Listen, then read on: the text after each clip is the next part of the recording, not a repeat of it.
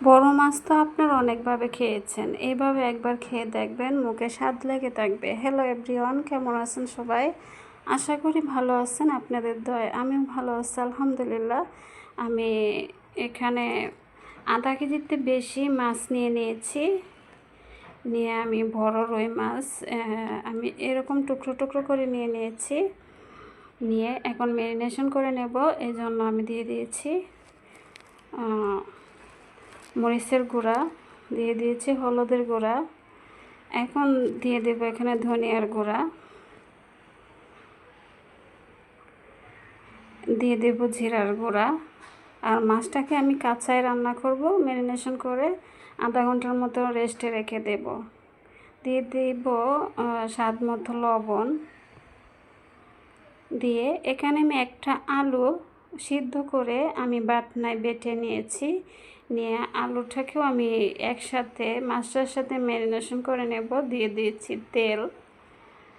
দিয়ে এখন আমি সব কটা উপকরণ মাছটার সাথে একসাথে মেশে নেব। বিশ্বাস করুন, এভাবে মাছটা রান্না করলে যে এত মজা হয় আমি আসলে আগে বুঝতে পারিনি। খুবই স্বাদ হয়েছিল, আমার বাসার সবাই তো একদম চেটেপুটে খেয়ে ফেলেছে, এতটাই স্বাদ হয়েছে খেতে। আর দেখুন, আমি কিন্তু মাছের গায়ে সমস্ত উপকরণ ভালো করে মিশিয়ে নিচ্ছি একদম। আর এটা মিশিয়ে নিয়ে আমি আধা ঘন্টার মতো রেস্টে রেখে দেব, যেন মশলাটা পুরাটা মাছের গায়ে ঢুকে যায়। সেজন্য আধা ঘন্টা আমি মাছটাকে ম্যারিনেশন করে রেখে দেব। আধা ঘন্টা পরে আমি রান্না করতে চলে আসলাম। চুলায় একটা কড়াই বসিয়ে দিয়ে আমি তেল দিয়ে দিয়েছি। এখন দিয়ে দেবো পেঁয়াজ কুচি। পেঁয়াজ কুচিটা একটু বেশি করে দিতে হবে এই রান্নাতে। তো পেঁয়াজ কুচিটা দিয়ে আমি নেড়ে ছেড়ে পেঁয়াজটাকে এখন ভেজে নিচ্ছি।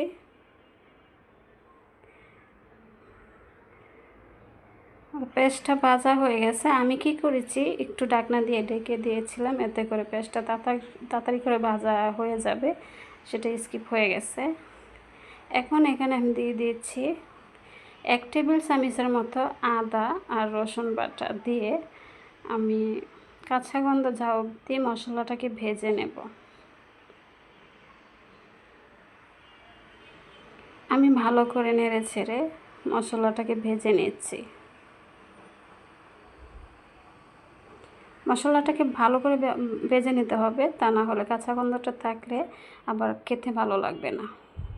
তো ভাজা হয়ে গেছে। এখন যা ম্যারিনেশন করে রেখেছিলাম মাছটা, সেটা আমি দিয়ে দিয়েছি। দিয়ে এখানে অল্প একটু পানি দিয়ে দেব, তা না হলে নিচে লেগে যাবে আর কি। একটু নেড়ে দিয়ে আমি অল্প একটু পানি দিয়ে দেব, তা না হলে নিচে পোড়া লেগে যাবে, সেজন্য অল্প একটু পানি দিয়ে দিয়েছি। আর বিশ্বাস করুন, মানে মাংস রান্নাকেও হার মানাবে এই মাছের রান্নাটা। খুবই স্বাদ হয় খেতে।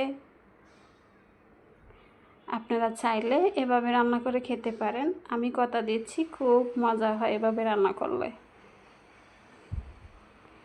তো আমি ঢাকনা দিয়ে ডেকে কষিয়ে নিয়েছি 2-3 মিনিট। 2-3 মিনিট পর আমি ঢাকনাটা উঠিয়ে নেড়ে ছেড়ে দিচ্ছি। এখন এখানে আমি 2টো ছোট ছোট টমেটো এমন চিকন চিকন করে কেটে নিয়েছি। এখন টমেটোগুলো দিয়ে দেব।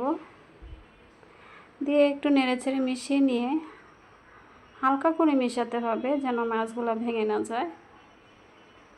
মিশিয়ে আমি আরেকটুখানি কষিয়ে নেব। এখন একটু নেড়ে ছেড়ে দিয়ে এখানে আমি কি করব, 2টো তেজপাতা দিয়ে দেব।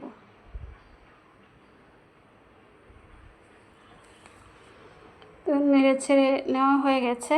এখন এখানে আমি 2টো তেজপাতা মাঝখান থেকে চিড়ে দিয়ে দেব। এতে করে সুন্দর একটা ফ্লেভার আসবে, খুবই ভালো লাগবে খেতে। তার একটুখানি নেড়ে ছেড়ে দিয়ে আমি ঢাকনা দিয়ে ডেকে আরেকটুখানি কষিয়ে নেব আর কি। বুঝতেই পারছেন রান্নাটা কত স্পেশাল হচ্ছে, খুবই মজা হয়েছিল খেতে।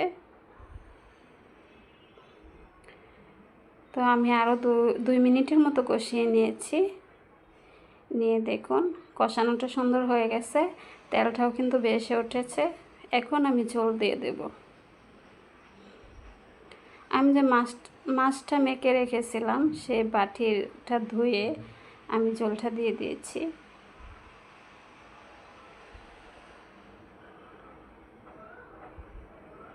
একটু হালকা করে নেড়ে ছেড়ে দিয়ে আমি ঢাকনা দিয়ে রেখে রান্না করে নেব 4-5 মিনিট।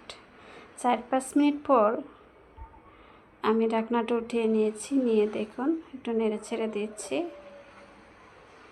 তো আপনারা যে যেখান থেকে আমার ভিডিওটা দেখতেছেন, কাছে কিংবা দূরে, দেশ কিংবা দেশের বাইরে, প্লিজ আমার চ্যানেলটাকে সাবস্ক্রাইব করে দিয়ে আমার পাশে থাকার অনুরোধ রইল। যদি কোনো অংশ ভালো লাগে আমার রান্নার, তাহলে আমার পাশে থাকার অনুরোধ রইল। আর যারা সাবস্ক্রাইব করে দিয়েছেন আপনাদেরকে অসংখ্য অসংখ্য ধন্যবাদ। প্লিজ লাইক দিয়ে, এই পর্যন্ত আপনারা যারা ভিডিওটা দেখতেছেন লাইক দিতে ভুলে গেছেন, প্লিজ একটা লাইক দিন। আপনাদের একটা লাইক আমার কাছে অনেক মূল্যবান, আপনাদের মতো অনেক বন্ধুদের কাছে পৌঁছে যাবে আর নতুন আরেকটা ভিডিও বানাতে আমাকে অনুপ্রেরণা যোগাবে। তাই প্লিজ একটা লাইক দিয়ে আমার ভিডিওটা কন্টিনিউ করবেন। আর দেখুন রান্নাটা হয়ে গেছে, খুবই সুন্দর একটা কালার এসেছে আর খেতেও অসম্ভব মজা হয়েছিল।